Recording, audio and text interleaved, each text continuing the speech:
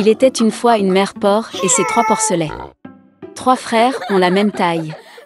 Ronds, roses, avec les mêmes queues drôles. Tout l'été, les cochons jouaient dans l'herbe verte, se prélassaient au soleil, se prélassaient dans les flaques d'eau. Mais l'automne est arrivé. Un jour, ma mère a dit qu'il était temps pour eux de penser à l'hiver. Elle leur a demandé de construire une grande maison. Le jeune frère a dit que l'hiver était encore loin. Le frère du milieu a dit qu'il construirait sa propre maison en cas de besoin. Et le frère aîné a décidé de construire la maison lui-même. Les frères cadets et intermédiaires n'ont fait que jouer à leur jeu. Il faisait de plus en plus froid chaque jour. Le jeune frère a décidé de construire une maison en paille. Le frère du milieu pensait qu'il ferait très froid dans la maison au toit de chaume en hiver. Il a décidé de construire une maison à partir de brindilles et de brindilles. Le soir, leur logement était prêt. Ils étaient très fiers d'eux-mêmes et ne pouvaient pas se lasser de leur bâtiment. Maintenant, ils étaient libres et pouvaient faire ce qu'ils voulaient. Ils ont décidé d'aller voir leur frère aîné et de voir quel genre de maison il s'était construit. Le frère aîné était occupé à construire. Il a appliqué des pierres, malaxé de l'argile et s'est lentement construit une maison fiable et durable. Les jeunes frères ont trouvé leur frère aîné au travail. Ils étaient très surpris du genre de forteresse qu'il construisait. Le frère aîné a continué calmement à travailler. Les frères cadets et intermédiaires ont commencé à plaisanter et à rire de sa maison. Ils étaient tellement amusés que leurs cris résonnaient loin à travers la pelouse. Le frère aîné a demandé à se taire, car le loup pouvait les entendre. Les frères cadets et intermédiaires étaient encore plus amusés. Ils ont décidé que le frère aîné n'était qu'un lâche. Et les 2 braves frères sont allés se promener. En chemin, ils ont chanté et dansé, et quand ils sont entrés dans la forêt, ils ont fait un tel bruit qu'ils ont réveillé le loup qui dormait sous le pin. Le loup mécontent et affamé se rendit à l'endroit d'où provenaient les hurlements de 2 cochons stupides. Les frères marchaient joyeusement et parlaient de la facilité avec laquelle ils traiteraient le loup. Et soudain, ils ont vu un vrai loup vivant. Il se tenait derrière un grand arbre. Il avait des yeux très mauvais et une énorme bouche à pleines dents. Les frères étaient si effrayés que leurs queues minces tremblaient finement, finement. Le loup se prépara à sauter, il fit claquer ses dents et cligna de l'œil droit. Les porcs reprirent soudain leurs esprits, hurlant à travers la forêt, se précipitèrent pour s'enfuir. Soulevant des nuages de poussière, ils se précipitèrent chacun dans sa propre maison. Le jeune frère a couru vers sa hutte au toit de chaume et a claqué la porte devant le loup. Le loup grogna et demanda d'ouvrir la porte. Le jeune frère, par peur, ne put prononcer un mot. Puis le loup a commencé à souffler. Le toit léger s'est instantanément envolé de la hutte au toit de chaume. Le loup prit une profonde inspiration et souffla une seconde fois, et la maison en chaume vola dans toutes les directions. Le loup était ravi, claqua des dents et se jeta sur son jeune frère. Mais le cochon esquiva habilement et courut. Il a couru à la maison du frère du milieu. Les frères réussirent à s'enfermer et se regardèrent avec consternation. Le loup s'est fâché et a commencé à souffler. La maison est légèrement de travers. Le loup a soufflé une seconde, puis une 3e, puis une 4e fois. Mais la maison était toujours debout. Le loup prit une profonde inspiration et souffla pour la 5e fois. La maison a tremblé et s'est effondrée. Une seule porte resta quelque temps au milieu des ruines. Dans l'horreur, les porcelets se sont précipités vers la maison de leur frère aîné. Le loup a couru après eux. Il était sûr que cette fois les porcs ne le fuiraient pas. Les porcelets se sont rapidement précipités devant le grand pommier sans même le heurter. Et le loup n'a pas eu le temps de se retourner et a heurté le pommier, qui le recouvrait de pommes. Une pomme dure le frappa entre les yeux. Une grosse bosse sauta sur le front du loup.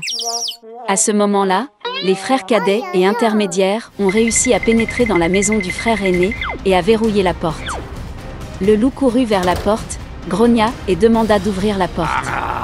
Les jeunes frères avaient très peur et ne pouvaient rien dire en retour.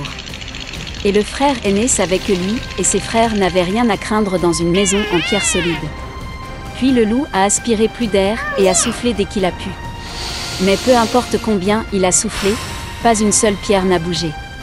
Et puis il a levé les yeux et a remarqué une grande et large cheminée sur le toit. Il monta prudemment sur le toit et commença à descendre le tuyau.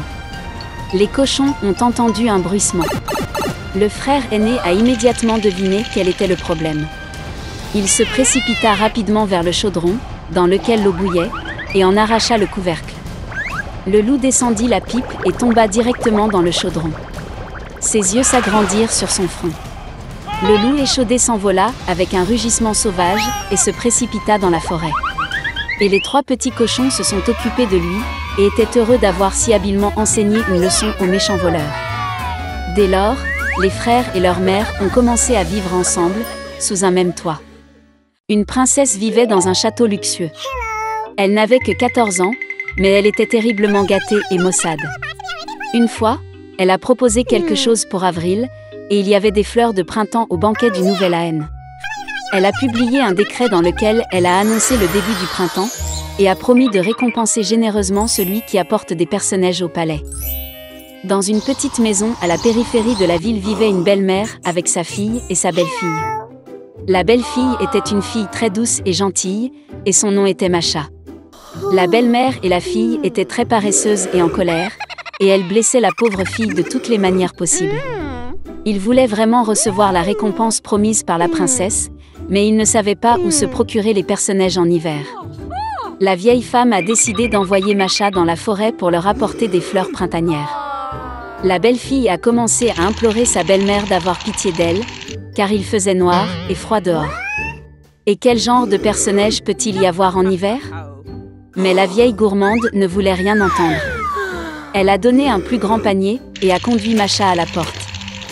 La fille gelée avait très peur dans une forêt sombre. Soudain, au loin, elle vit une lumière. Elle était ravie et est allée à sa rencontre. Il s'est avéré que c'était un grand feu ardent, et 12 personnes se réchauffaient autour de lui.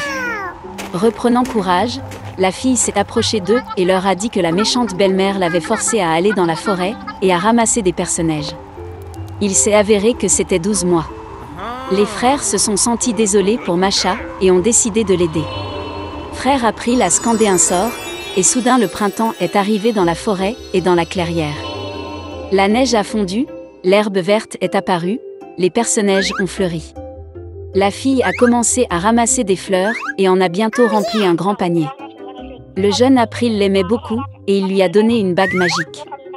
En cas de problème, il doit être jeté au sol, jeter un sort, et les 12 mois viendront à la rescousse. Masha les remercia et rentra chez elle. Lorsque la fille a ramené les personnages à la maison, la belle-mère et la fille en ont été très surprises. Masha était très fatiguée du voyage et s'est immédiatement endormie profondément. Sa demi-sœur soupçonnait que quelque chose n'allait pas.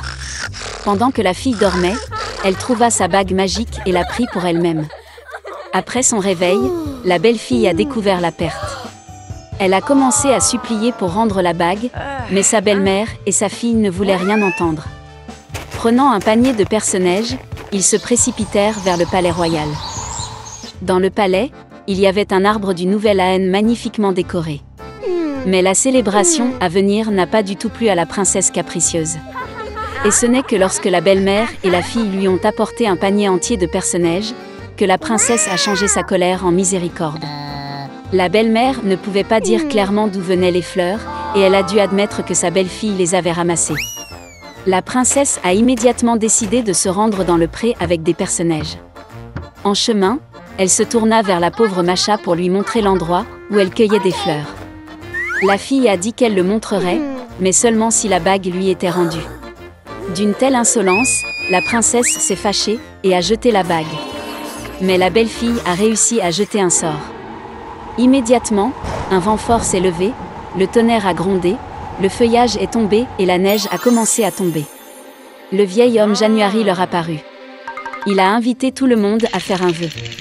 Par peur, la princesse a souhaité être dans le palais le plus tôt possible. Masha a fait le vœu que tout revienne à sa place en temps voulu, hiver, en hiver, été, en été. La belle-mère et sa fille étaient si gelées qu'elles voulaient des manteaux de fourrure de n'importe quelle fourrure, même d'un chien. En disant cela, les femmes gourmandes se sont immédiatement transformées en chiens. Ils étaient attelés à un traîneau sur lequel la princesse devait se rendre au palais. Masha a remercié les frères pour leur aide. Ils ont promis de transformer la belle-mère et sa fille en humains, mais seulement quand elle deviendrait obéissante. Des mois ont donné à la fille un magnifique grand traîneau, attelé par des chevaux fringants. En les voyant, la princesse a demandé un tour au palais. C'était la première fois de sa vie que la princesse prononçait le mot « s'il vous plaît ». Et Masha accepta volontiers.